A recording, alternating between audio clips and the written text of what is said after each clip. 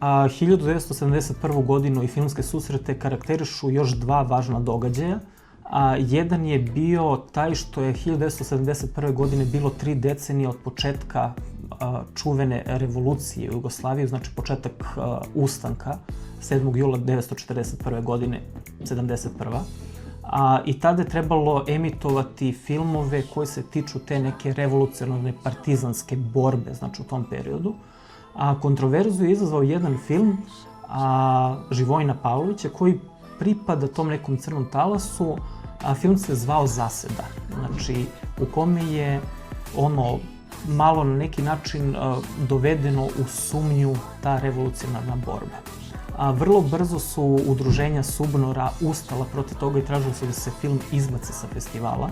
Ono što je kuriozitet, taj film je prikazan na filmskim susretima 1969. godine i tada niko nije imao zamerku. Međutim, tada, znači 1971. godine, odlučili su kao, mi ne želimo taj film, on tekovine revolucije predstavlja neki drugačiji način kako nije bilo i slično. I kao tražili su zabranu tog filma. Na kraju su sami organizatori odlučili da, i pored toga što su hteli da iz SUBNOR-a pogledaju na zatvorenoj projekciji taj film i da procene da li je okej ili nije, oni nisu održali nikad tu projekciju tajnu, zatvorenu za javnost, nego su samo odlučili da ga sklone, znači iz programa i on se nije emitovao.